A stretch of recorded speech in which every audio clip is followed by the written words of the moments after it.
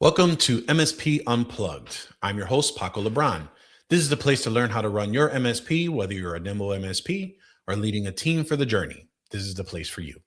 I would like to go ahead and mention that we have one of my favorite things coming up here, and it's in good old Chicago, September 17th to the 19th. And what am I talking about? That is TechCon Unplugged. Head over to techconunplugged.com to go get your early bird tickets. Yes, I mentioned that we are back in Chicago. Over in the beautiful Rosemont area. If for those that have been in the previous years, it's been quite some time since we've been back. But not only is it back for in the city, we also are returning back to our original format. So I know I have mentioned TechCon in the previous a couple episodes, but I never mentioned exactly what is TechCon going to look like this year, especially after our roadshow adventure that we did last year. So yes, to those that have been asking, we are returning to our original format.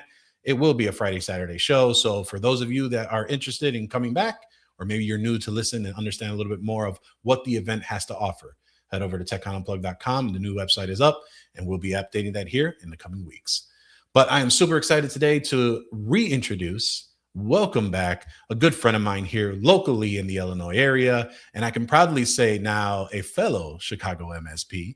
I am talking about my good friend, Derrick, who is the founder and president over at FireLogic. Derrick, how are you, my friend? Good, doing well. Paco, thank you for having me back on. It's been too long. I know we always say that, but it truly has been a couple of years already since I've been on the show, and had a blast last time. We talked about a lot of great topics, and a lot of things have changed in the industry and our work life and my company. So looking to share what I can and enlighten the conversation a little bit. No, I appreciate that. Obviously we want to welcome you back. Obviously you started FireLogic back in 2010. We used to say Chicagoland or Chicago MSP. And now we can truly say that because for me and you, right. And I don't know if you ever had this before, but I never knew Chicago proper was a thing. And so when I was out in one of the major shows where everyone flies into, and I said, oh yeah, I'm from Chicago. And they were like, oh, well, Naperville, Evanston, Park Ridge. It's like, no, Chicago. Oh, so you're from Chicago proper. And for those that know me, my reaction is, what the hell are you talking about? So, and this is a first learning of understanding of what that meant and how that goes from there, right? And so the purpose of Chicagoland area and things of that nature. But, compared to or why don't you tell us a little bit about the updates that you have from your journey, right, from starting FireLogic, but maybe from when we had last spoke with you till now. I'm sure there's been a lot of changes in regards to not only on how you operate the business, but what you're probably offering as servicing your end users as well.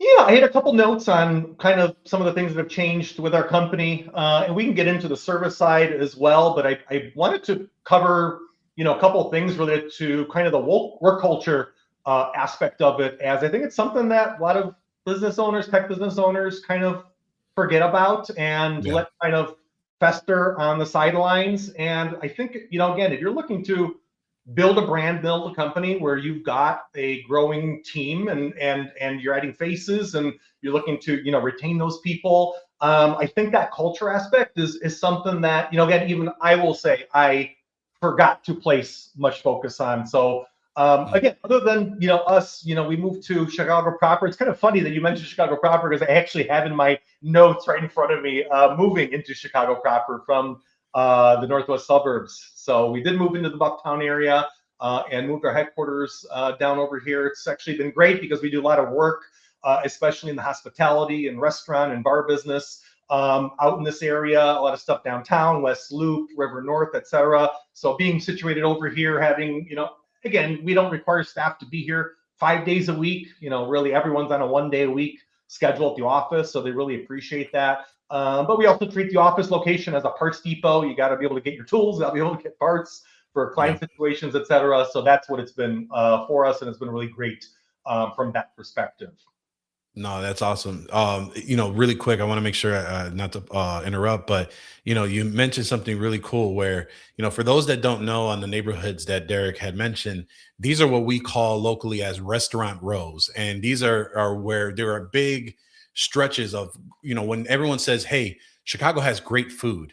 And that's because there are certain neighborhoods that have truly developed not only the culture on what they're trying to offer, but in the big stretches of the city and in the Chicagoland area of where they are. So of these neighborhoods that Derrick had mentioned, he's placed himself in such a great position, especially for the industry that he's servicing. This is something to mention on where if you are niching down, you want to go to where your clients are at and where your end users are going to be. So I would just commend you on being able to understand and piece to that. But again, it goes to your experience, right? Like this is not your first rodeo. You've been around for 15 plus years, right? And so being able to focus on those and really trying to ensure that, moving and managing and setting expectations with your team drives to a culture thing that I love to say is employee experience drives client experience.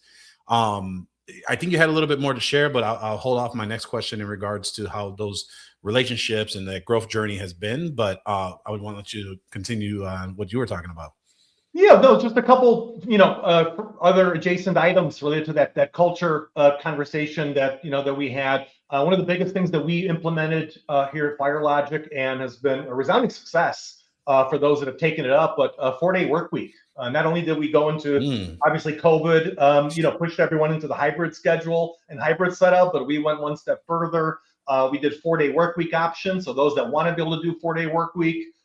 Take advantage of it, and a decent number of our staff actually do leverage it. And I think that's been a great thing to introduce. If you have the bandwidth and manpower to be able to sustain that kind of a schedule adjustment, I would really say, consider it, because I was shocked at how strong of an opinion, those that really wanted to do it had about it and how happy they've been able to do it. So 4-day work week has just been a big thing. And again, as a boss, it's hard to go do a 4-day work week setup, but to be able to offer it to employees that want to be able to do it, that was big for us.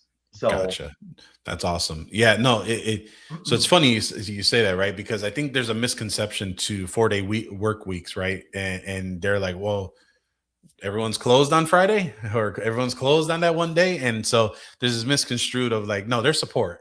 It's just a matter of managing and being able to drive that. But again, going back to my point is like, as long as you can cultivate the experience of your employees, your staff, your team members, who is helping you grow the business, is going to go so much further on being able to really leverage those partner relationships that you have, not only with your team, but also for externally as well.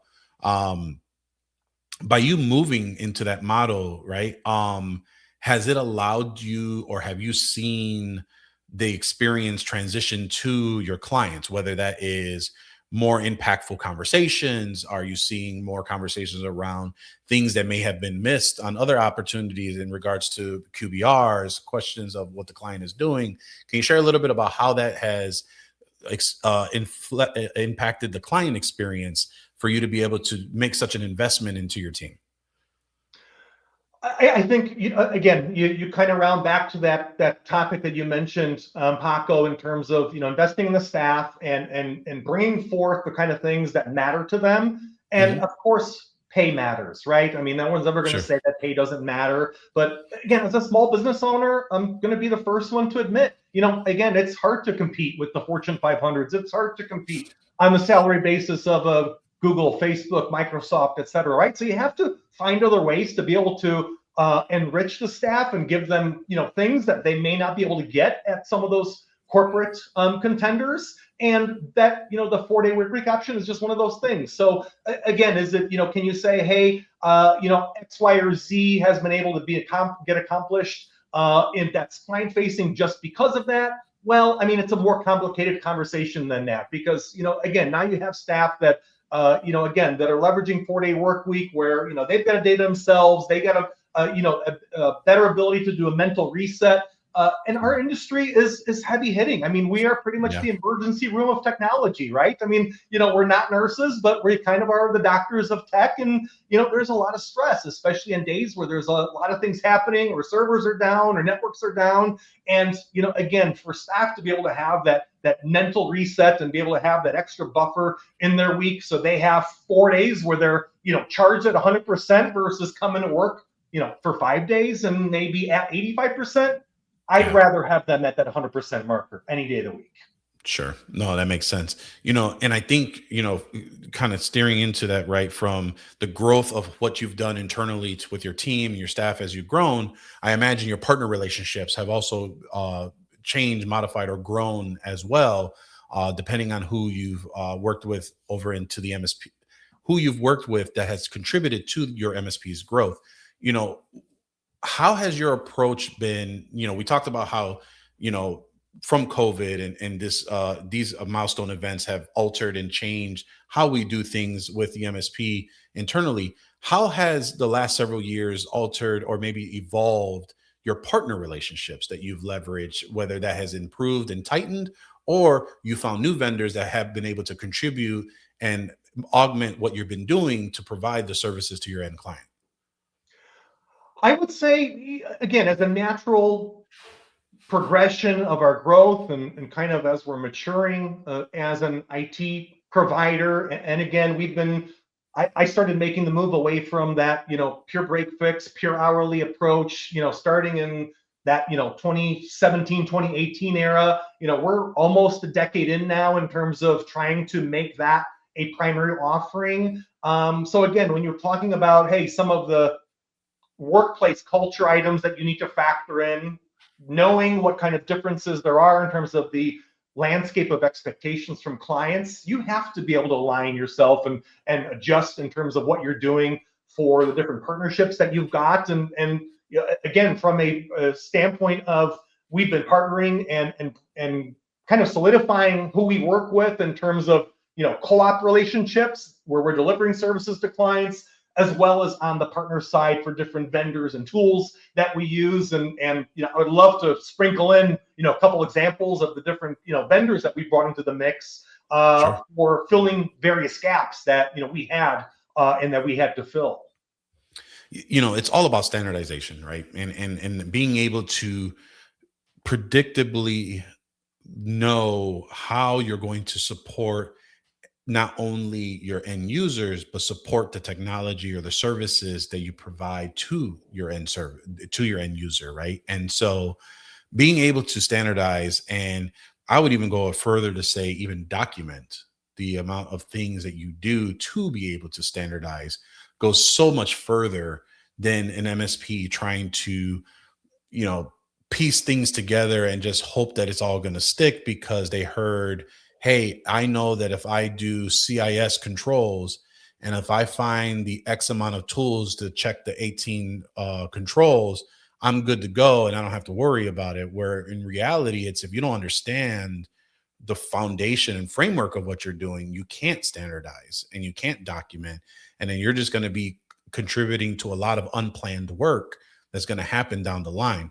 I know that you have said that there are several partners that you want to sprinkle in here. Can you give us some scenarios of what allowed you to either choose that vendor or partner, whether it be the need, the scenario that was required of that need, or even to the point of you just liked how they were doing business and it complemented to the culture that you did or that you provide and that you exhibit by your MSP?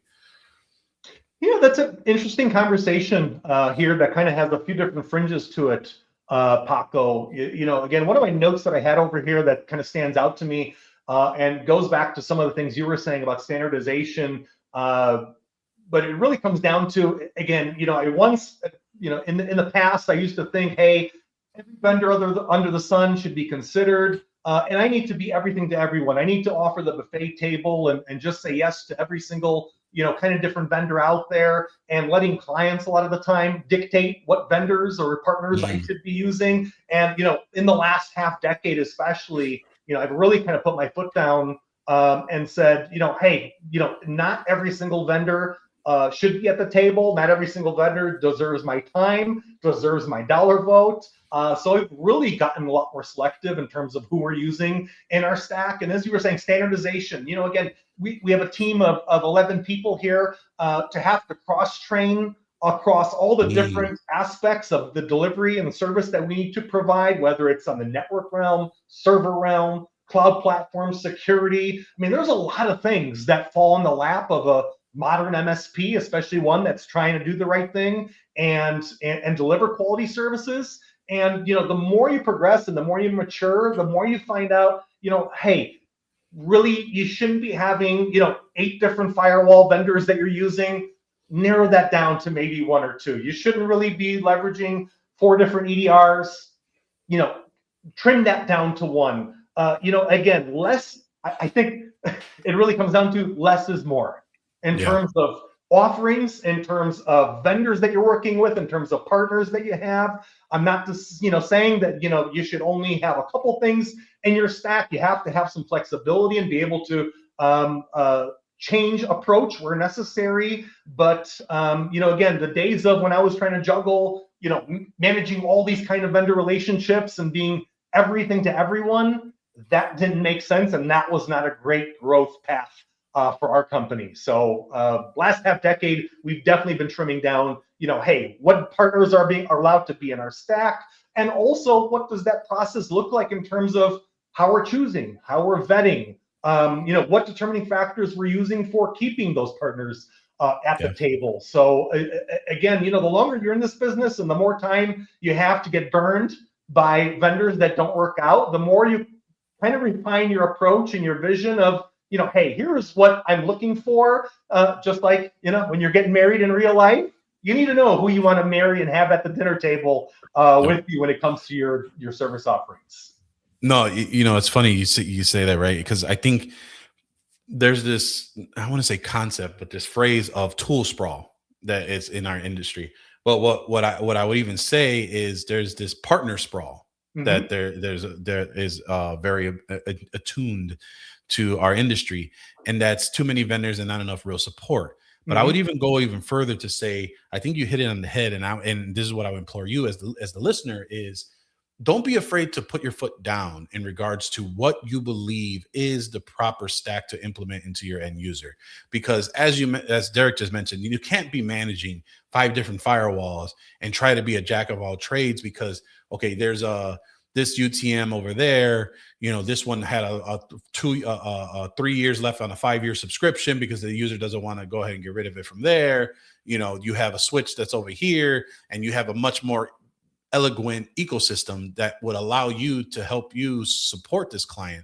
I always like to use the phrase of, if it makes my job easier, it's going to make my clients' jobs easier when it comes to the uptime and the productivity that they will have, right? So don't be afraid to say, hey, you know what, we're going to have to rip this thing out, because oftentimes we tend to shop with our wallet instead of making sure that we demonstrate the value to our end user and let them make the decision so that they can get the proper care.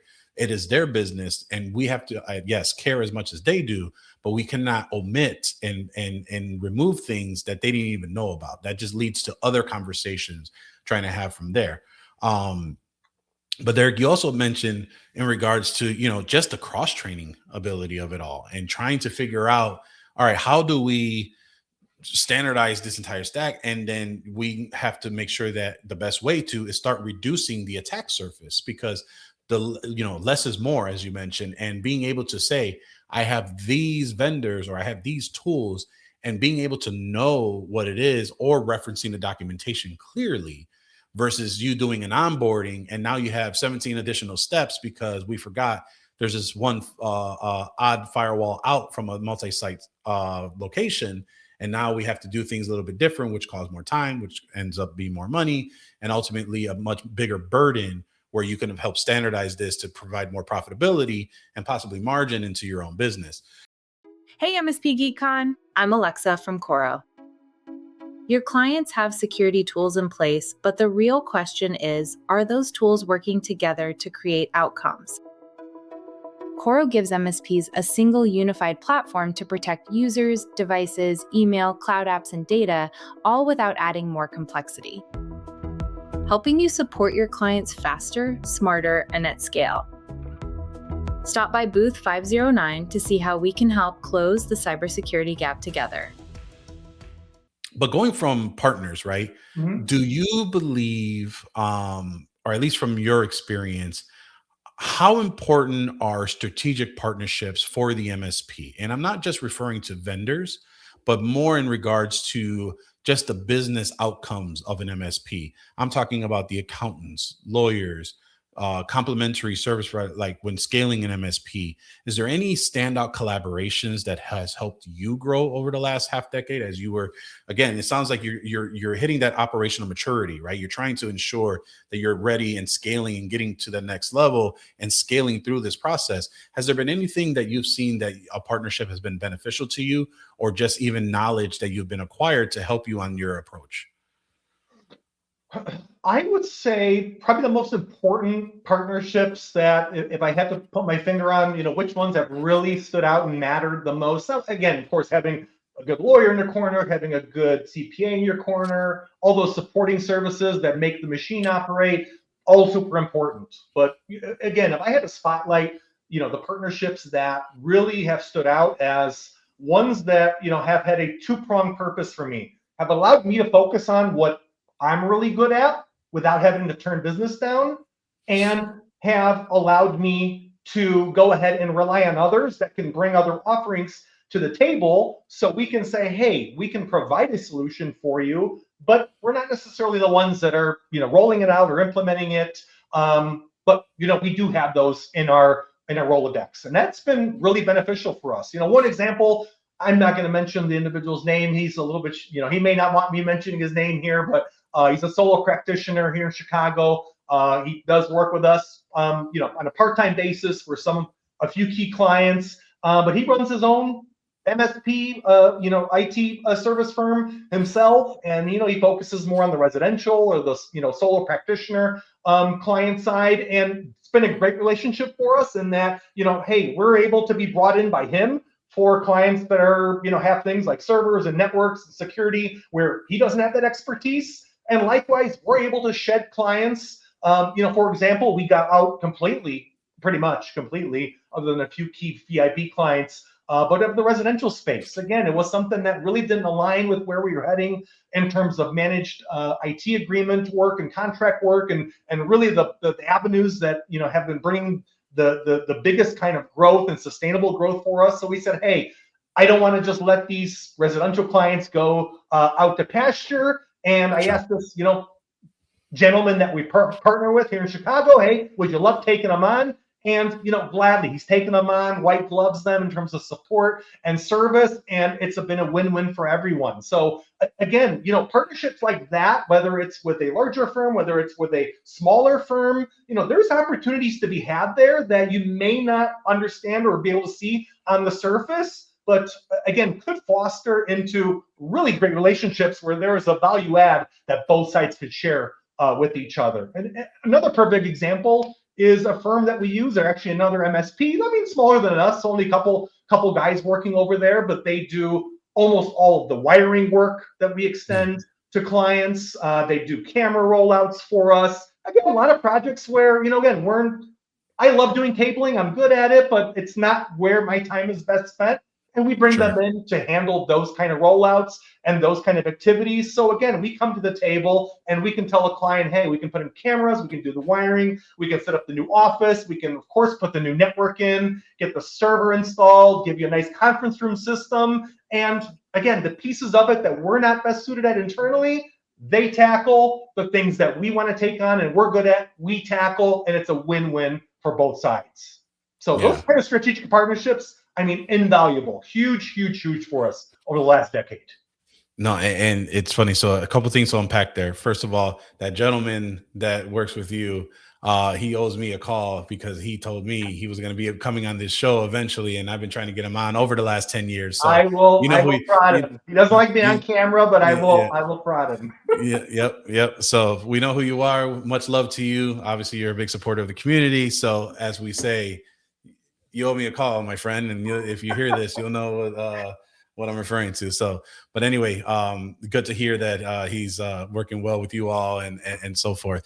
The second piece that I want to say is I 100% agree with you where the strategic partnerships are so great to leverage. And I'll even give you an example. In 2019 or 2018, I think it was, I had a really bad accident on a job site that almost made me think, you know what? I'm going back to corporate America. This is for the birds. I'm not going to do this anymore. And so through that, it was just an awakening to understand of why am I doing those things, right? And why am I even bothering to do all this stuff. And so that was the time where I was like, all right, I need to do strategic partnerships. I need to find a low voltage cabling team. I need to go ahead and find a camera team to outsource to. I need to go ahead and find a printer a copier service, because at the time we didn't allow for that piece. All these components that I had no desire to do, even down to like VoIP systems, I was like, don't want to do it. And I just left. And not only would I say that I left money on the table, but I left our clients' experience on the table, because all of the relationships that you've built with your end users, they want to go through you. They want to work with you. And so if you're referring, or if you have the ability to do so, you have those options to do it two ways. Either A, white label it and be able to go ahead and have that partnership with that strategic partner. So for us at the time, we would end up white labeling it. And for us, our moneymaker was configuring of the network and the labor of the configuration of the network. Mm-hmm. That was our piece. We love doing that stuff. They can get the job for the low voltage cabling work. Don't need to tack anything on. Some people can. It's up to you. Or it could be a referral business. Hey, here's the company we use. It's part of our partnership. This, and that. We're going to make sure we take care of you. So it just depends on the partnership, your comfortability, how you do it with the end user.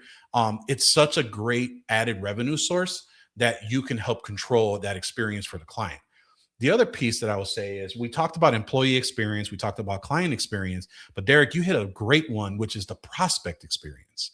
And the prospect experience of the point of two things. One, not only do you have clients that maybe are not a good fit, you've either outgrown them, they don't align to what you're doing. And so rather than say, hey, we appreciate you, but we gotta move on. It's not you, it's us, right? But having the ability to say, hey, we have a vested partner that would gladly take you on and provide you the same similar service, if not probably better, because you want the person to be able to text you. You want the person to reach out to you on the weekends.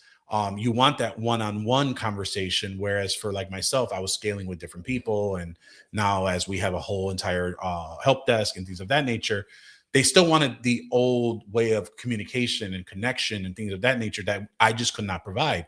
And so having a vested partner that I could pass them along to not only has greatly helped us, because we developed a referral fee-based agreement, which helped bring in a little bit of nickels inside of our account, but also it provided a great long-term client that we vested, that we own, that we help cultivate for the vested partner to have a continued great relationship moving forward and the way that they provide business.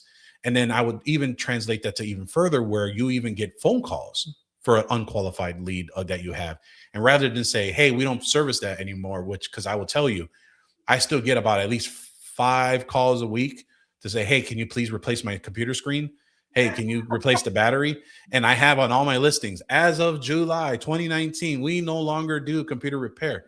And I wouldn't say unfortunately, but I would just say we just had such an amazing set of clients that left us reviews in the past that all explain their experience on the computer repair. So the assumption is that we still do that, right? And so that's something that our marketing team is figuring out and all that sort of deal. But to be able to say, hey, you know what, we don't actually do that anymore. We actually do have a vested partner that we can refer to you. Is that okay?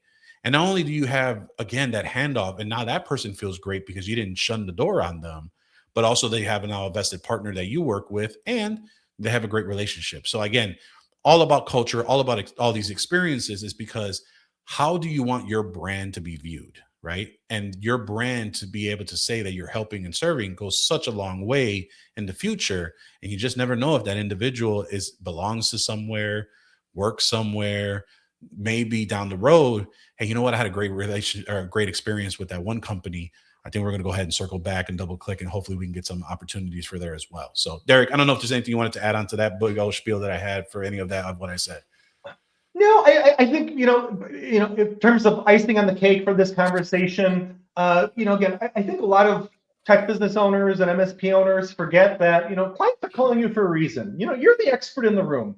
You go to the doctor and you're factoring them, and you're going to them because they are the expert in their field. Clients are coming to you because you're the expert in your field. So, again, you have to kind of keep your eye out for, clients that are looking to dictate what vendor stack you should be using, or what solutions you should be bringing to the table, or whether that's forcing you to feel bad for saying no, I won't do VoIP, or I won't do wiring, or this or that.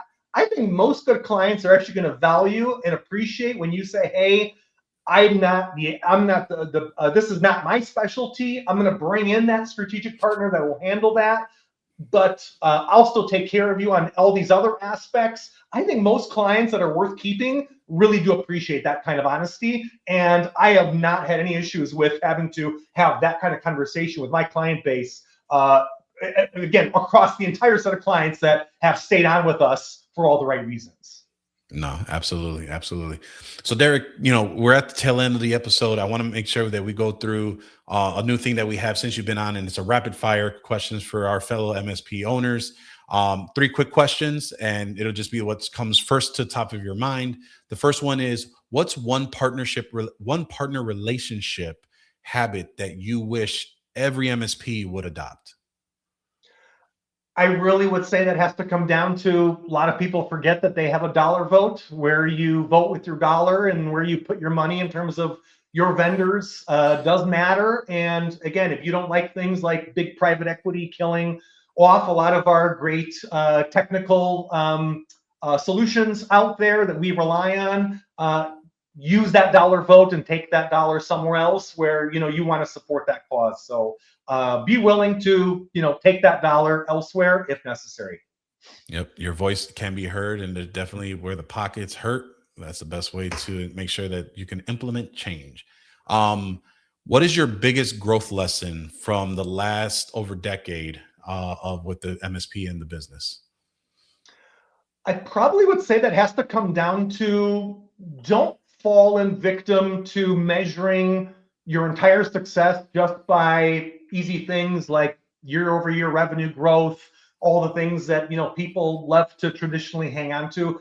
Some years need to be years where you're doing a reset, where you're repositioning, where you're culling some of the bad client load that you've got. So again, there may be some years where you need to lose a little bit to gain a little bit, and don't consider that something that is a bad thing. That's actually very good. And all good entities need to cleanse themselves a little bit. Your MSP is no different. And the last one I got for you is what's one area that you are vastly focused on right now to take FireLogic to the next level? Yeah, I would say the rest of 2026, we're actually finishing a business merger. I'm merging with my long-term business partner who has run a one-man shop of his own for many years. We've been kind of inching towards this for some time. There's been a lot of things at play related to it, but we're going to be finishing that merger. So FireLogic is going to be a single larger entity in just a couple months' time here. And we're also going to be using this opportunity to double down on our managed offerings. Even though we've been trying to get away from that hourly work, we're going to be, finally, this is going to be the year where we're going to be putting a lot of clients, I wouldn't say a lot, but a number of clients on the chopping block, and either transitioning them to someone like the gentleman that I mentioned earlier, or saying, hey, you got to come on board under our regular umbrella, or we're not able to service you. So that's really where the rest of 2026 is heading for us as a business. That's awesome. Congratulations on that. Well, hopefully everything finishes up nice and true, because I can tell you acquisitions and mergers are not only an interesting and new fundamental, but oftentimes the change tends to provide a lot of concern and worry. And I will tell you that going through that firsthand, it's always interesting once you get to the first steps of those, and once it's completed, and then once you're done and over that hump, it allows to understand the great assets that you can contribute with each other to be able to move forward on the goals that you have. So Derrick, again, man, I appreciate you coming on. It's been a while. It's been too long since we've been able to do that. Yes. We got to do this a lot better. I'll connect with you offline. I mentioned this as well online here, that we do try to get together a few of the Illinois MSPs together for lunch. So I'll let you know when that next one is here. But I would love to be there, bring my business partner along, and would love to. Love networking with the local providers, and having some good conversations. So it's all about. And speaking of conversations, if there's anyone that wanted to reach out to you and just pick your brain, talk a little bit about this or maybe anything else in regards to MSP or with your own business, what's the best way for them to reach out to you? I would probably say best route would be just shoot me an email. My email is just DW, D as in dog, W as in Walter, @firelogic.net. You can reach me right through there. I respond to pretty much everything, and I would love to chat if you got any questions for me. So feel free. Perfect. Well, Derrick, again, appreciate you coming on here today, and appreciate all of you tuning in this week. Tune in every week if you want to catch us on the video podcast. It's over on youtube.com/MSP Unplugged. Like, subscribe, hit the notification button, and you'll be notified when a new video is up and running. Now, if you are running or you happen to be out and about and you want to take us with you on the go, head over to mspunplugged.com and you'll see the vast variety of all podcatchers that we are on. So we are on Apple Podcast, Apple Podcast, Amazon Music, Spotify are a few to name, but again, have a plethora of other options that if you are using to listen for the audio version. Feel free to subscribe and you'll see whenever a new episode is available. Again, my most favorite thing that I love to talk about recently and coming back here in my hometown, and I should say our hometown in Chicago, TechCon Unplugged. Head over to techconunplugged.com, September 17th and 19th. We hope to see you there. And again, from myself, Derrick, we appreciate you tuning in this week, and we will see you next time on MSP Unplugged.